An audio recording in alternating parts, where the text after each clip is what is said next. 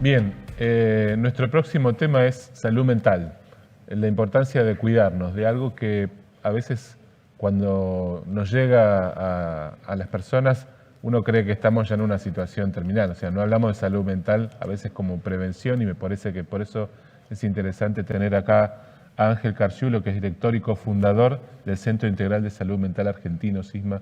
Ángel, gracias por acompañarnos. Un placer. Para meternos en un tema que muchos sentimos cercano, o sea, uno, cuando un país se pone como así en coyunturas complejas, no todos nos ponemos locos, y creo que desde ese lado entramos a la salud mental pensando como la locura que nos rodea, pero creo que va a ser interesante que nos puedas hablar también sobre, bueno, sobre qué hacer antes, ¿no? Me parece que lo importante es cómo evitamos llegar a esos momentos. ¿Por qué no nos ayudás si empezamos a definir un poco qué tenemos que entender como por salud mental, ¿no? Porque salud es cuando uno está sano. Empecemos por ahí. Por supuesto, hay como muchas definiciones.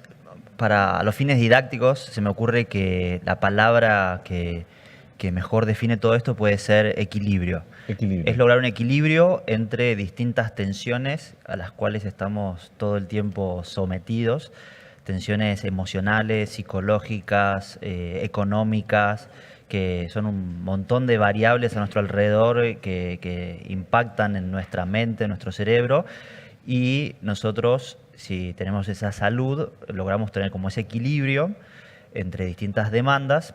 Y equilibrio que no es solo el equilibrio por sí mismo, sino que es un equilibrio que nos permite entonces desarrollar lo que por lo menos nosotros decimos una vida valiosa, una vida llena de sentido, un proyecto personal que le da como razón de ser a nuestra existencia. O sea, estar bien por estar bien hoy en día está mal visto. O sea, hay toda una movida que se llama feel goodismo, que es como feeling good, hay que sentirse bien. Y ese tipo de reglas a veces van en contra de la misma salud mental, porque también una salud mental implica como una apertura al malestar y al dolor, que a veces es parte de tener un proyecto personal interesante. Tal cual. Entonces, todo ese conjunto de variables alineadas, yo diría que es la salud mental. Y el proceso tiene sus alzas y bajas, ¿no es cierto? O sea, lo que vos decís que la tendencia de creer que uno tiene que estar permanentemente bien también es como crea una expectativa. Es muy tramposa, sí, muy totalmente. Tramposa. De hecho, es uno como de los procesos psicológicos que ahí se piensa que genera mucho sufrimiento en la gente, que es pensar que el bienestar es solamente tener emociones agradables o positivas. Hoy se sabe que el bienestar es un conjunto de elementos, es como el tiempo meteorológico, dicen algunos. El tiempo meteorológico no es algo, es un conjunto de elementos. Entonces, con el bienestar pasa lo mismo. El bienestar es emociones positivas, por supuesto, pero también es tener relaciones interpersonales, tener a quién acudir en el mundo cuando tenés problemas, a quién pedir ayuda y con quién pasarla bien también, por supuesto. Es tener actividades en las cuales fluyas, en las cuales te entregues a la actividad y te olvides de quién sos y qué estás haciendo y te olvides de todo. Eso es el famoso flow. Es también tener logros personales, un elemento del bienestar muy importante, y por supuesto esto de que yo hablaba de tener un sentido claro en la vida. Es que el bienestar no es vivir en Instagram, ¿no? Digamos, Claro. Es como, bueno, saber que afuera de eso también hay una vida que uno tiene que sobrellevar. Ahora, cuando vos hablas de equilibrio, el equilibrio muchas veces está con el afuera, o sea, con situaciones que una persona no controla. Entonces, la prevención en salud mental uno la tiene que hacer aprendiendo a crear ese equilibrio. Digamos, ¿cómo llegamos a ponernos en ese camino? Sí, empieza, por supuesto, hay factores del bienestar que son externos. O sea, hoy se sabe que vivir en un país en democracia genera más bienestar que no vivir en democracia. Tener una economía estable genera más bienestar que no tener una economía estable, obviamente. Obviamente.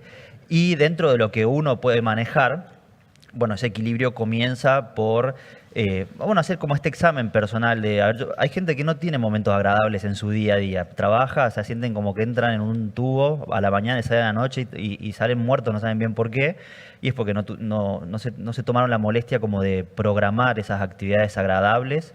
Empieza por, tratar de tener metas claras en la vida, o sea, proyectos claros, concretos, semanales, mensuales. hacer deporte, programar ese deporte. Es muy difícil a veces decir, bueno, ¿cuándo, dónde hago deporte? Y empieza también por hacerse estas preguntas de a ver qué es lo realmente importante en mi vida, qué es lo que le da sentido y cuánto tiempo yo le dedico a eso, porque a veces cuando uno no dedica tiempo como a la meditación personal, que es algo que está cada vez más de moda, uno es como una especie de zombie autómata que va haciendo lo primero que se le cruza y muchas veces uno no hace lo que realmente le importa. Entonces, los valores nosotros decimos que funcionan como brújula en esto del bienestar y el equilibrio. Si yo tengo muy, muy claro qué es lo que realmente me importa en la vida, un montón de comportamientos o cosas que van surgiendo las dejo de lado porque no me llevan hacia donde yo quiero ir. Y esto es difícil porque la meditación requiere silencio, requiere dedicarle tiempo y estamos en un mundo donde estamos súper estimulados por Instagram, como decías, por las redes sociales, por todo. Entonces es difícil frenar y meditar y a la vez y esa meditación no tiene que ser una rumiación, o sea, un darse manija en falso, sino que tiene que ser esto como este análisis de a ver qué es lo que realmente le da sentido a mi existencia. Y eso requiere como el uso de habilidades como un poco sofisticadas de la salud mental, como la intuición, por ejemplo. Claro. ¿Cómo se encara una suerte de tratamiento? Digo, porque uno piensa, digamos, salud mental, como decíamos al principio, lo piensa como empezando de atrás para adelante, ¿no? Bueno, si hay una institución de salud mental, hay como ya toda una simbología de tratamientos que son como, bueno, un poco más intensos. Pero ¿cómo se hace un tratamiento para no llegar ahí, ¿no es cierto? O sea, para encontrar ese equilibrio. ¿Cuáles son las vías que uno puede utilizar para poder reequilibrar su vida? Hoy en día hay muchas psicoterapias con evidencia científica que justamente apuntan más a procesos psicológicos que a tratar enfermedades de salud mental en sentido estricto.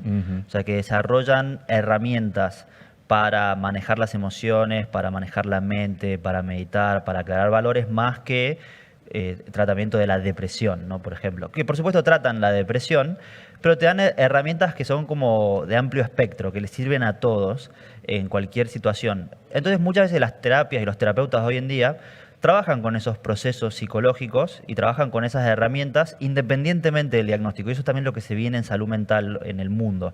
Trabajar más por procesos psicológicos como la rumiación o la mente, las emociones, las habilidades sociales, las habilidades interpersonales, que trabajar tanto por diagnósticos, porque los diagnósticos, si bien son súper importantes, en salud mental son muy tramposos. O sea, vos vas a ver un médico, un psicólogo y que te dé un diagnóstico y hay mucha variación entre uno y otro. Son muy subjetivos a veces también los diagnósticos. O sea, dependen mucho de tu entrenamiento, de tu historia de aprendizaje, de tus propios juicios sobre los manuales. Hablamos del entrenamiento del terapeuta, ¿no? Claro, exactamente, del entrenamiento del terapeuta, que en el mundo todo eso cada vez se está sistematizando más, pero sigue siendo todavía algo muy artesanal en muchos casos. Entonces, trabajar sobre procesos psicológicos es un poco más objetivo y está dando mucho fruto también a nivel científico. Hablemos de la salud mental de los argentinos, que es como un tema muy recurrente en los medios, pero ¿qué podemos decir hoy, asumiendo que algunos de los factores que la desestabilizan están muy presentes en la Argentina, como la economía? Se habla mucho del burnout, que es como estar quemado, ¿no? O sea, ¿hay formas de aproximarse a un diagnóstico social o simplemente uno ve como los síntomas sueltos y después, bueno, uno los generaliza? Si somos una ciudad que está loca o todos quemados. Es muy difícil hacer como un diagnóstico así de todo. Sí, lo que uno ve muchísimo en el consultorio, en el día a día, es problemas emocionales, o sea, depresión, problemas de ansiedad. El burnout se puede entender de muchas formas, pero esto de estar quemado es muchas veces estar expuesto a dificultades que uno no puede resolver o una cantidad de actividades por día que excede tu capacidad de afrontamiento. Y eso en Argentina pasa mucho porque tenemos, o sea, la inestabilidad laboral, como están organizadas las cosas, hace que casi todos tengamos mucho trabajo. Entonces vas de un lugar a otro corriendo, no llegás tarde, entonces se enojó el otro porque llegaste tarde. Entonces estás como expuesto a mucha tensión por esa dinámica. Después la inflación, a mí que, o sea, nos genera mucha tensión porque todo el tiempo tenés que estar discutiendo con otro el precio y que a nadie le gusta discutir el precio.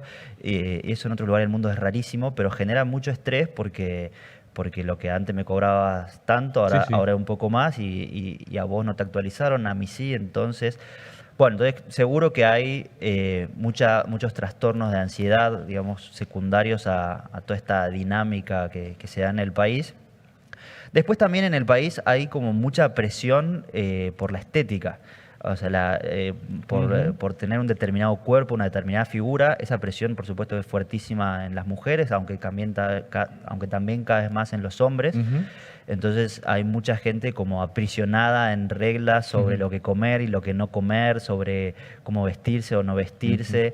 Las redes sociales nos dan modelos que muchas veces la gente no lo sabe, pero no son modelos normales, no son modelos sanos. No, claro. Y entonces eso genera mucho malestar en los adolescentes que piensan como que están siempre detrás de la meta, que es inalcanzable desde una manera sana, por lo menos. O sea, Es lo que decíamos, digo, decía, Instagram parece un país en el que muchos quieren vivir o un montón de gente, y yo digo, no, Sí, no sí. es un país, es un reflejo muy... Y es un reflejo muy tramposo, Muy porque, tramposo. porque las caras, o sea, para una cosa concreta, las caras que uno ve en Instagram, los cuerpos que uno ve, son cuerpos modelados por filtros, modelados por cirugías, modelados por intervenciones, que hacen que esa cara no sea la que cualquiera de nosotros tendría sin tanto lío. Entonces, bueno, nosotros ya somos un poco más grandes, pero para un adolescente cuyo cerebro está en crecimiento, se va haciendo como esa expectativa de que así tiene que llegar a ser de alguna manera, ¿no?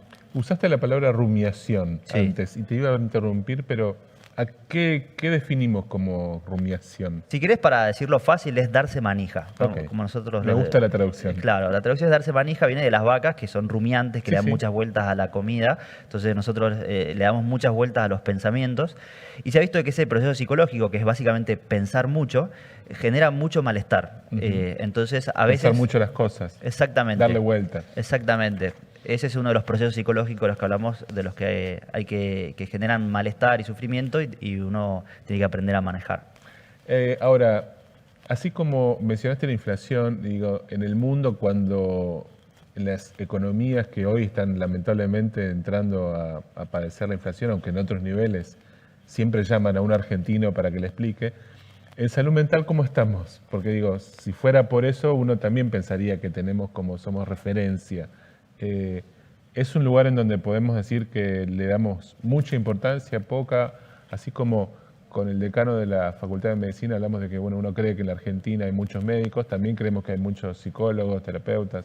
Digo, ¿en qué punto nos podemos poner dentro de la preocupación por la salud mental comparándonos con otros países? Yo creo que Argentina es un lugar muy paradojal. O sea, el Estado, los distintos gobiernos históricamente han invertido mucho dinero en salud mental. Para darles un dato concreto, entran aproximadamente 40 residentes por año en la ciudad de Buenos Aires al sistema público para formarse como psiquiatras y otros tantos como psicólogos. Es un montón.